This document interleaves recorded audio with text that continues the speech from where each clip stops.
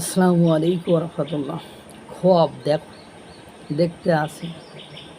অবশ্য আপনারা জানেন ঐক্যমত্য কমিশন পরপর 3 দিন বৈঠক শেষ করেছে। বৈঠক শেষ করার পরেও ঐক্যমত্য কমিশন সংবিধানের বিষয়ে, সংবিধান সংস্কার কমিশন বা কাউন্সিলের বিষয়ে এখনও একমত হতে পারেনি। কিন্তু আপনারা জানেন বর্তমান সময়ে বাংলাদেশে কি হচ্ছে আর কি হচ্ছে না, মানে সেগুলো আপনারা দিনের আলোর মতো পরিষ্কার দেখতে পাচ্ছেন। যে স্বাধীনতা সংগ্রাম যুদ্ধের মাধ্যমে বাংলাদেশের জন্ম হয়েছে, সেই স্বাধীনতার মহান নায়ক বঙ্গবন্ধু শেখ মুজিবুর রহমানকে কীভাবে ছোট করা হয়, হেয় করা হয় এবং করে কারা?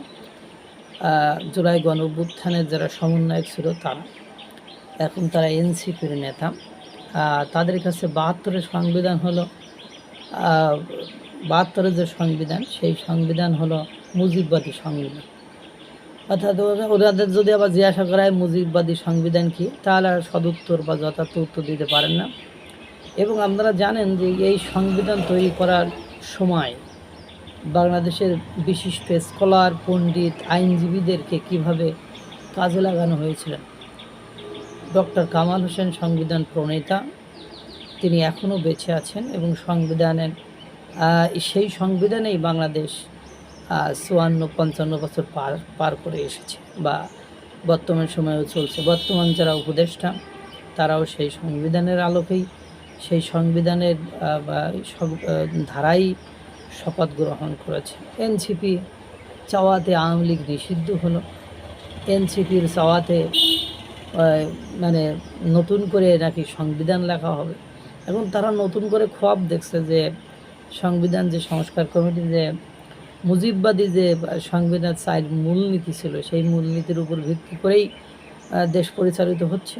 তাদের এখন খোয়াব হলো যে এই সংবিধানের মুজিববাদী যে 4 মূলনীতি আছে, এই 4 মূলনীতির পরিবর্তন করতে হবে। এই 4 মূলনীতি পরিবর্তন করে তারা আবার নতুন করে 4 মূলনীতি সেখানে অনুপ্রবেশ করাবেন। সেটা আবার কে বা কারা লিখে দিয়েছে, কোন স্কলাররা লিখে দিয়েছেন, অবশ্য যেখানে বাংলাদেশের নাগরিক নয়, আলী রিয়াজ সাহেব, তিনি যেহেতু সংবিধানের সংস্কার কমিটির প্রধান, তার বাংলাদেশের প্রতি মায়া, মমতা, ভালোবাসা কতটুকু আল্লাহই ভালো জানে।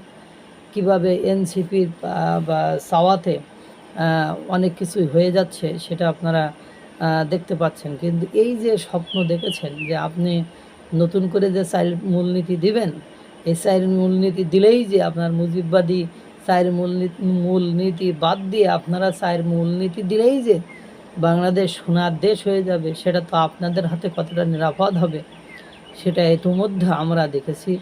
আপনারা চাঁদাবাজি, ধান্দাবাজি, নিয়োগ বাণিজ্য, ঘুষ নেওয়া, মানে দালালি, সিটারি, মানে এমন কোনো অপকর্ম নেই যে আপনারা করেছেন না। নারী কেলেঙ্কারি, সব কিছুতেই তো আপনারা সিদ্ধহস্ত। আপনাদের কথা শুনছে, এর মানে এই নয় যে আপনাদের সব কথাই শুনবে। আর সংবিধানের মতো এরকম একটা গুরুত্বপূর্ণ বিষয়ে সরকার হাত দিবে। ইতিমধ্যে আমরা দেখেছি বিএনপি বা সংবিধান সংস্কার কমিটির ঐক্যমত্য যে আলোচনা হয়েছে, সেখানে বিভিন্ন বিষয়ে বিএনপি অবশ্য স্বাধীনতা পক্ষের কিছুটা হলেও শক্তি বা স্বাধীনতার পক্ষে শক্তি হিসেবে বা তারা বিষয়টিকে ভেটো দিয়েছে এবং তারা কোনোভাবে ওই ঐক্যমত্যে পৌঁছায়নি। এনসিপির এই যে স্বপ্ন দেখা, এটা চলছে তো চলছেই।